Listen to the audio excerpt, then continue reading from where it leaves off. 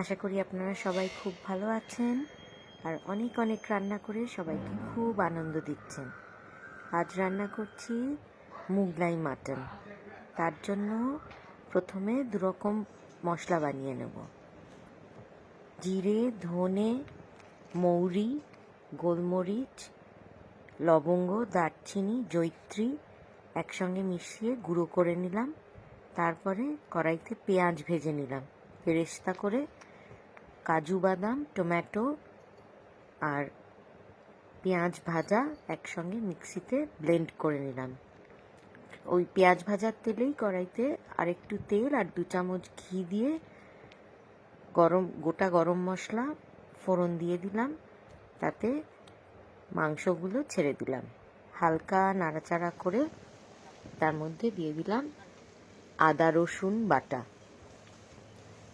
আদা রসুনের কাঁচা গন্ধটা চলে গেলে ভালো করে নাড়ার পর তারপরে দিলাম হলুদ গুঁড়ো 1/2 চামচের একটু কম, লঙ্কার গুঁড়ো আর দিলাম কাশ্মীরি লঙ্কার গুঁড়ো।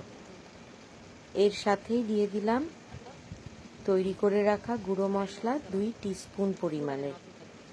মশলা কিন্তু আমি ভেজে গুঁড়ো করিনি, গোটা মশলাই আমি গুঁড়ো করে নিয়েছি। সেই গুঁড়ো মশলাই মাংসে মিশিয়ে দিলাম। এবার ভালো করে নেড়ে চেড়ে মশলাটা মাংসের সাথে মিশিয়ে নিলাম। এরপরে দিয়ে দিলাম লবণ। লবণটা অবশ্যই দেবেন স্বাদ মতো। তারপরে আবারও ভালো করে মিশিয়ে নেড়ে চেড়ে তেল বেরিয়ে আসছে, সেই সময় দিয়ে দিলাম তৈরি করে রাখা পেস্ট, যেটা কাজু বাদাম, পেঁয়াজ বেরেস্তা আর টমেটো দিয়ে তৈরি করা হয়েছিল।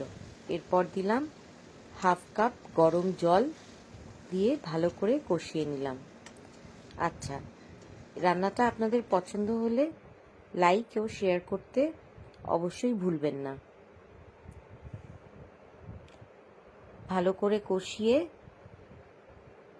এরপরে মাংসটাকে দিয়ে দিলাম প্রেসার কুকারে। হাই হিটে একটা সিটি পড়লে আঁচ কমিয়ে সেটা প্রায় 7-8 মিনিট মতন স্টিমে রাখলাম। এইভাবে তৈরি হলো মুগলাই মাটন।